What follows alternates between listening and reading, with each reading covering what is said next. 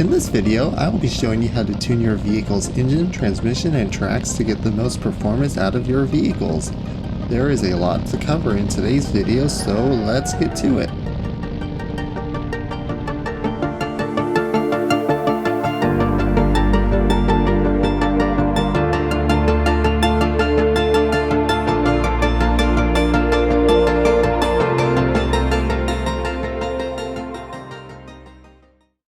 Before we begin, let's dive into how your tank's powertrain works. Your internal combustion engine uses controlled explosions to push on pistons, applying torque to an axle that is connected to your sprocket wheel. The transmission plays a large part in this connection, which I will get to later. Your engine's horsepower is based upon how much torque the engine can create per minute. Your engine's torque is in turn affected by the displacement of your cylinders and how many of them you have. As a result, higher rotations per minute, or RPMs, usually means higher horsepower. An exception to this is found with engines that have under 0.5 liters of displacement, where their horsepower starts to decrease closer to their safe RPM limit. As a result, most engines should have a minimum of 0.5 liters of displacement per cylinder, and this should be higher with tanks that weigh heavier. Your transmission uses a complex system of gears to change the torque strength and rotation speed generated by the engine. Bigger gear ratios in Sprocket's transmission tab mean that your engine generates more torque at a lower speed, while smaller gear ratios will generate less torque at a higher speed. All tanks have a rolling resistance that slows down your tank as it drives, somewhat like friction. Rolling resistance has a greater effect on your vehicle at higher speeds. As a result, your transmission should have a first gear that generates a lot of torque, while its final gear should produce just enough torque to overcome rolling resistance by a tiny bit. Now, before we begin, it needs to be stated that mobility tuning should be one of the last steps performed on your vehicle. Minor changes to your vehicle after mobility adjustments can mess with all of your tuning. Now then, let's get started. Here we have a tank ready to go, but so far it's not performing very well. It has trouble accelerating and it doesn't turn very well.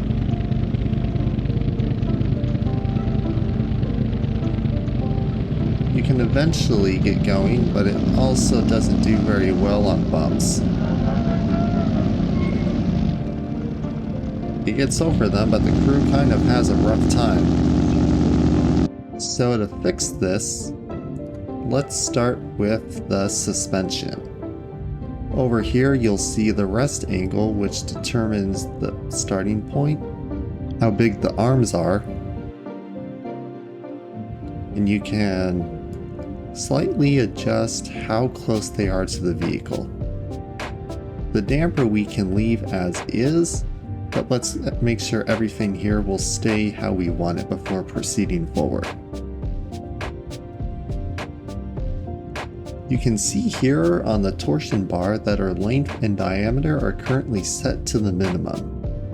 We'll want to start by increasing the torsion bar length. At minimum, you want to go to 0.5 meters, but anything above that usually helps get a smoother ride. Then go to your diameter and you'll want to pay attention to the torque value.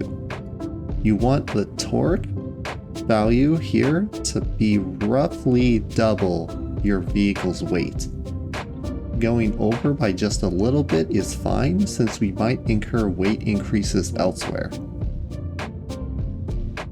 Once you've established that, see how it performs.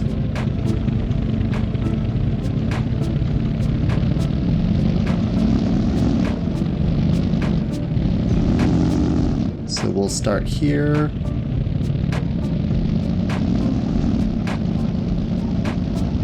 And as you can see, the crew now has a much smoother ride.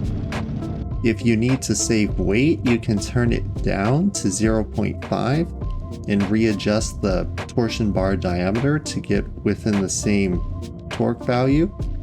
But in most cases, if you have the weight to spare and the space, set it to max and then adjust your diameter.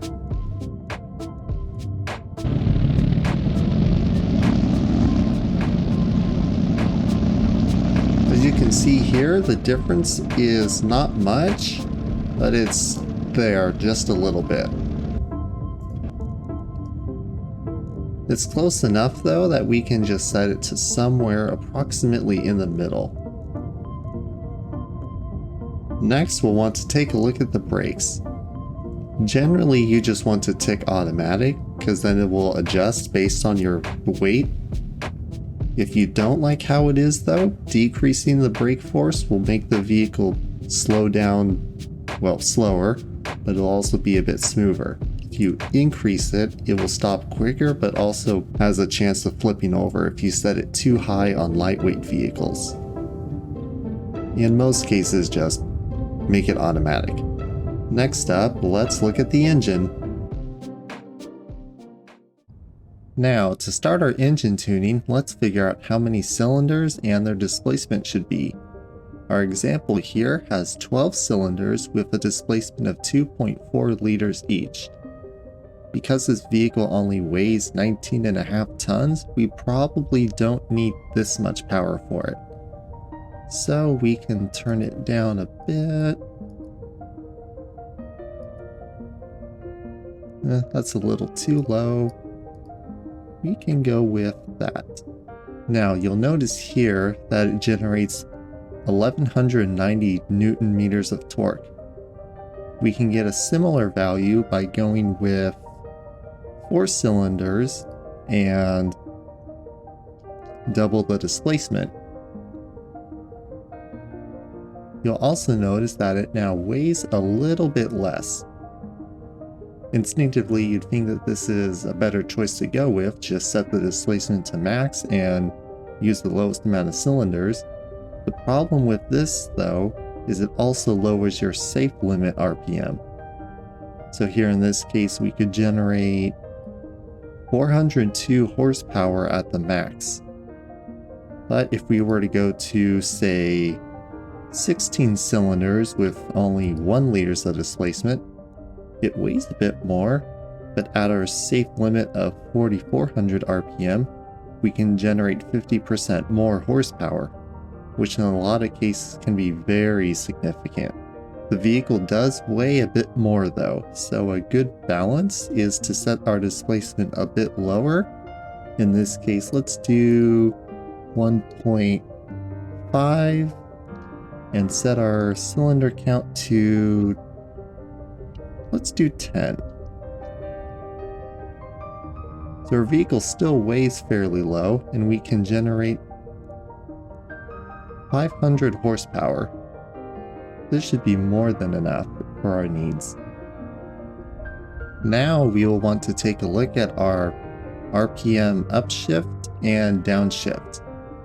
Our limit here will determine the highest value that the engine will rev up to, because if you go beyond the safe limit, it will redline and start to damage the engine. In most cases, you want to go right about 200 RPM below the highest that you can go on the slider. For engines that don't have as high of a safe limit, say 1000 RPM like in World War I, you just want to go about 100 below. In most cases, it would be safe to go all the way up to the limit, but for some reason the engine won't shift when going at very high speeds if your limit is all the way to the max. As a result, just back it down 100 or 200 RPM. For our upshift, we'll want to move that... Oh. Well, guess not. We'll want to bring this back down and put the upshift as high as we can. Our downshift we'll want to put to roughly half. I'll explain more on this later, but this will affect how many gears we can fit in the transmission. That is pretty much everything. Now let's take a look at the transmission.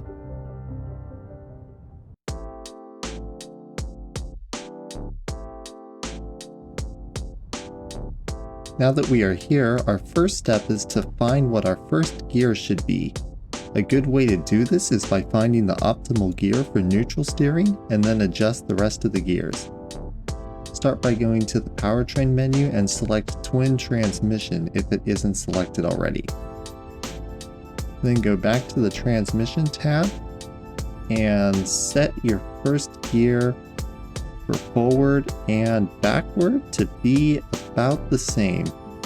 For this one we'll do 7. Then for both of them, just click G1 divided by N to automatically calculate the rest of the gears. We can go into more detail on laying these out later.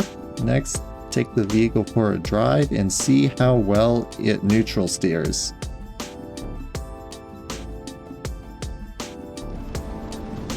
You want to watch the RPM up in the top left. If it very quickly hits your max RPM, then you know you need to bring your first gear down. So we have it at 7 right now. Let's go down to, say, 3.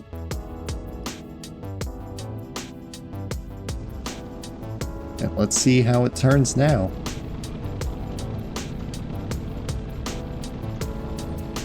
So it can still turn, but it doesn't hit the highest RPM at all. It only goes to about 400. As a result, it looks like we went down just a bit too far. Let's bring it up. Now let's try 4.4.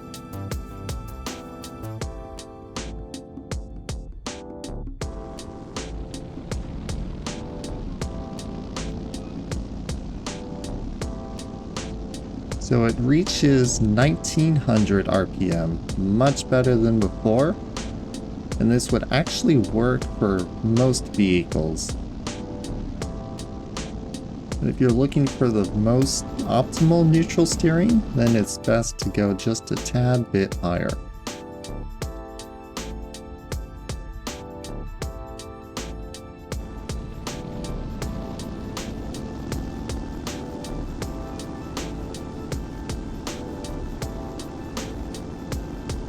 So we're very close to our max RPM limit. At this point, it should be safe to say this is a good first gear ratio, and now we just need to calculate the rest of them. As mentioned earlier, we need to find the gear ratio that just barely overcomes rolling resistance and allows the vehicle to hit its max speed. Here, one thing that will work is to add as many gears as possible, and then just click G1 divided by N again. And then we'll want to pay attention on a flat speed test to see which gear it makes it to.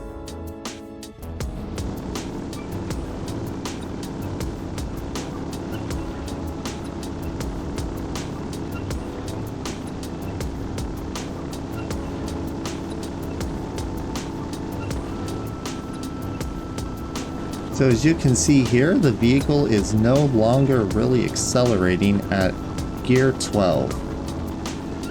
It's hit 70 kilometers an hour for our top speed.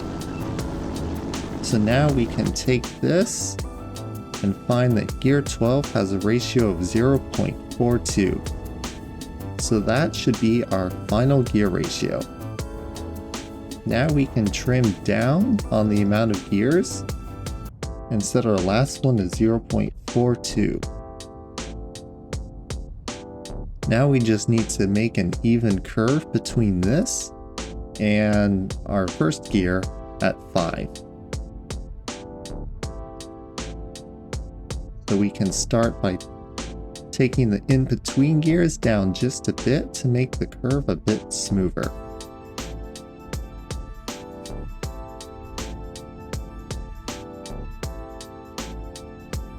Let's see how this does now.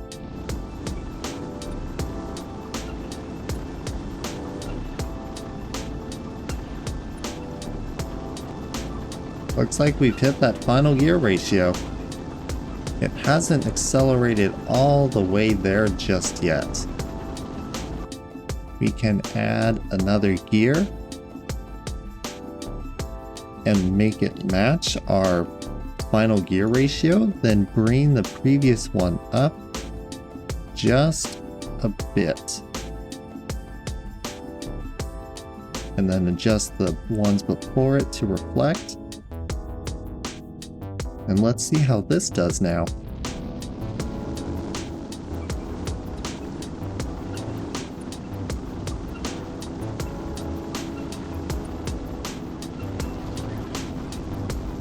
That appears to have worked much better. We're much closer to our top speed now. And that is how you tune your transmission. Now, what if your vehicle was an older era, or it was in a non-ideal environment, say, no tanks land? Then you'd have to go about things a bit differently.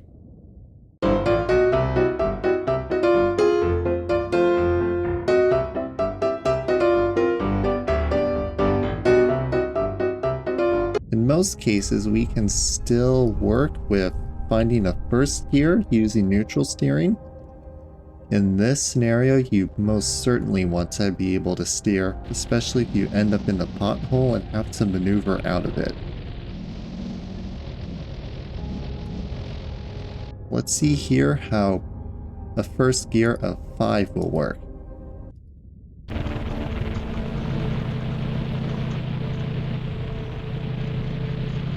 We can accelerate fairly easily, but we can't turn very well.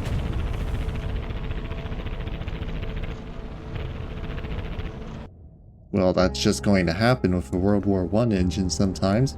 That doesn't mean we can't try, though.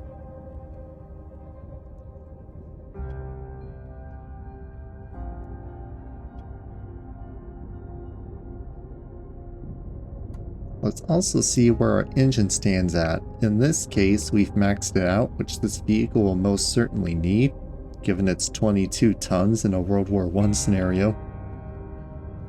But our downshift can probably go down a bit more. That will be especially useful if we have to turn these gears down a bit more.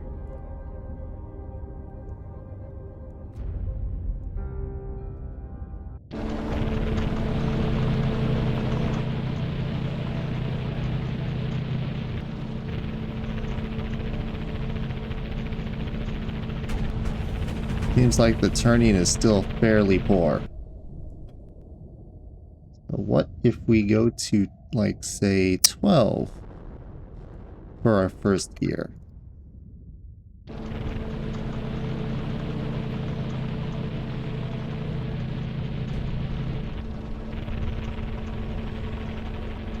Now we can actually turn pretty well.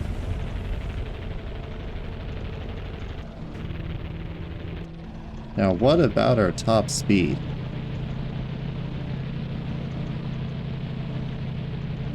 It appears to hit 1000 RPM pretty quickly. So let's take our last gear and turn it down just a bit. For here, we'll put 1.6.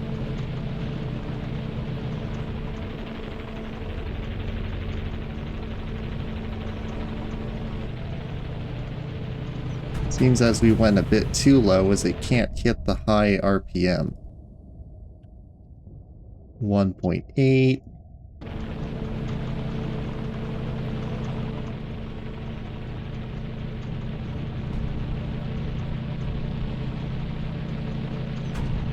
Well, looks like it's hit it now, but the moment you go on flat terrain, it seems to fall down pretty quickly. 0.85. Let's see what that does.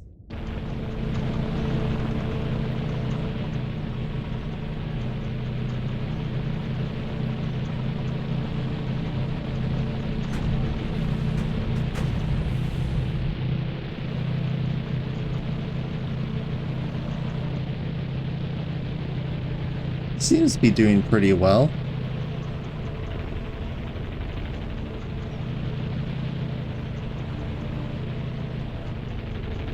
Now, how does it handle going uphill?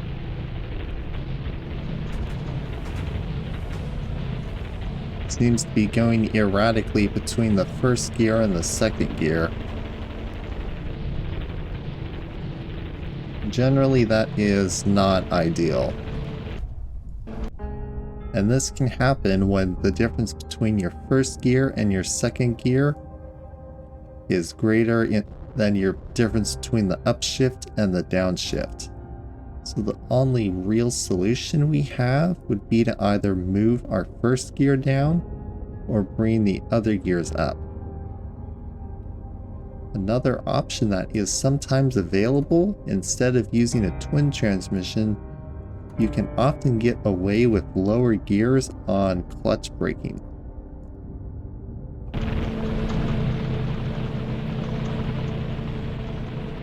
As you can see, clutch braking doesn't necessarily require as much of a first gear in order to turn the vehicle. It just doesn't perform as well, especially in scenarios like this one. But as you can see, when climbing a hill, the transmission performs much better than before. We simply don't have the stuttering up and down like we did before. Now let's see if we can get across and complete the scenario.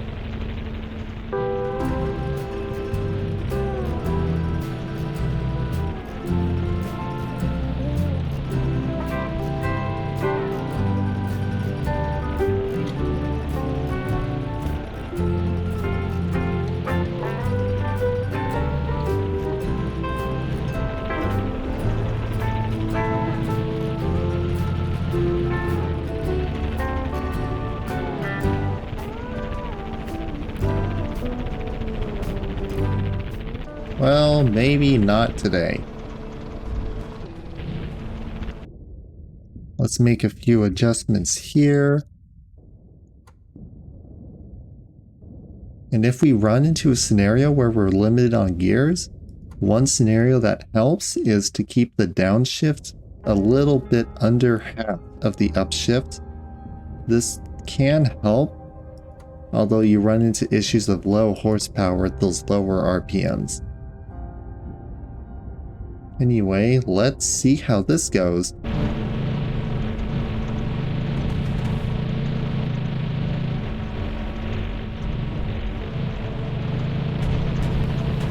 Seems like our engine still manages to push the vehicle up the hill fairly well. It could be better, but yeah, this is a World War I tank.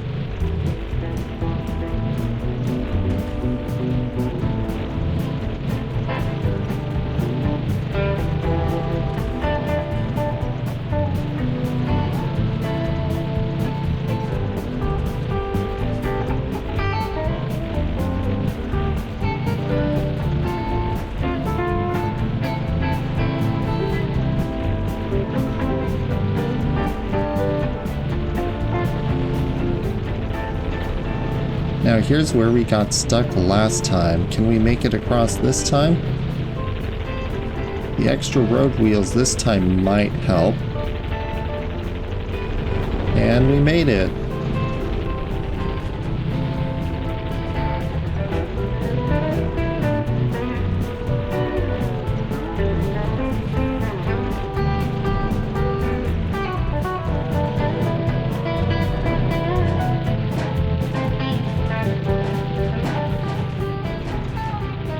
These enemies seem pretty strong.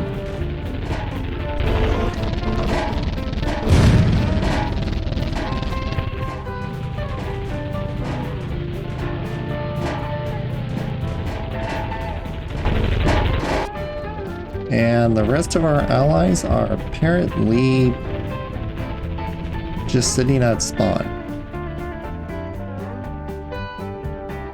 Well, at least we got a bit closer this time. Anyway, let's move on. One thing that is a good idea to bring up right now is how much your vehicle's width and length will affect how well it can turn. A vehicle with a somewhat square, not very long chassis will have an easy time rotating either in neutral steering or clutch braking. Example can be found here.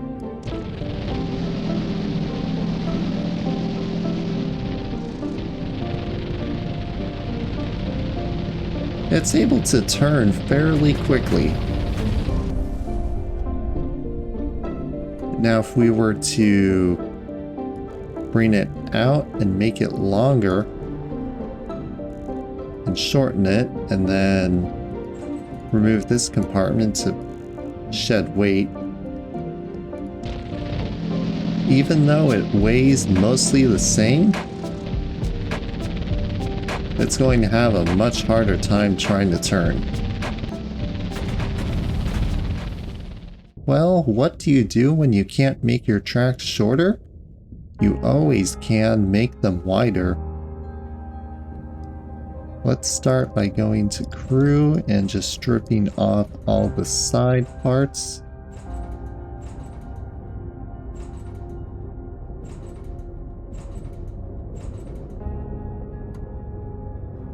And let's make our tracks a bit wider apart from each other.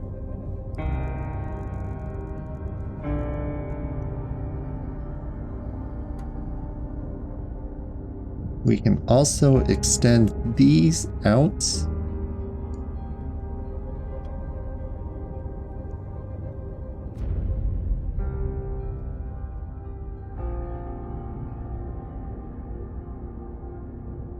Well, now we have overlapping plates, so that's not ideal.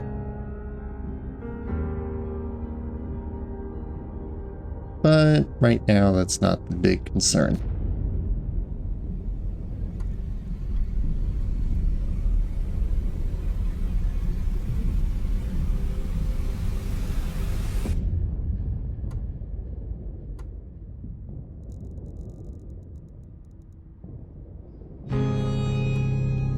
Check our armor and fix these guys.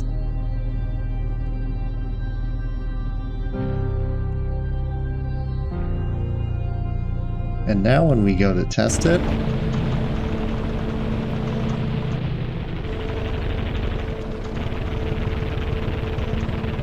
we can turn a lot better than before.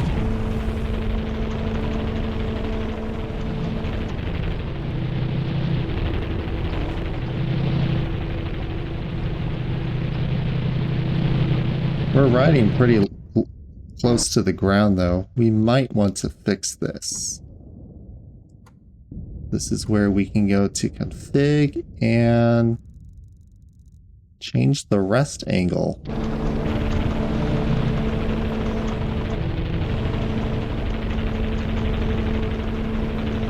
And we're off.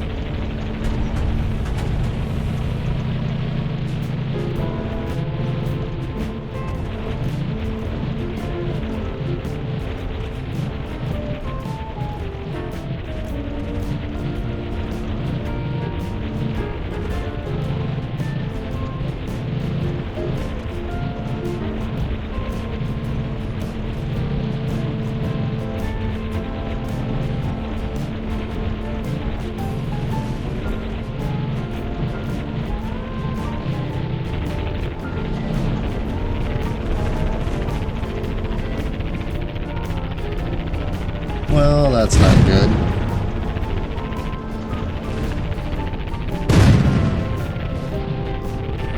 Oh, maybe we can make it? We can.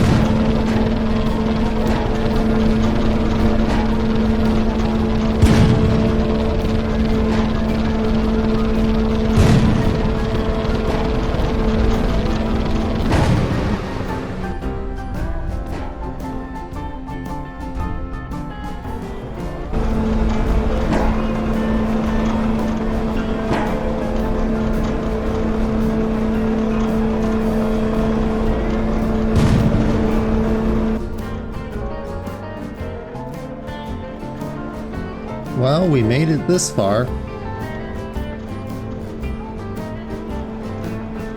I think I am going to call it there.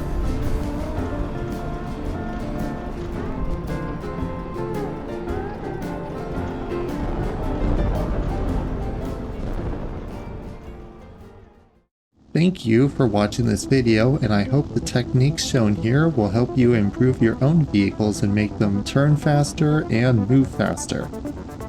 See you all in the next video, and make sure to subscribe for future videos.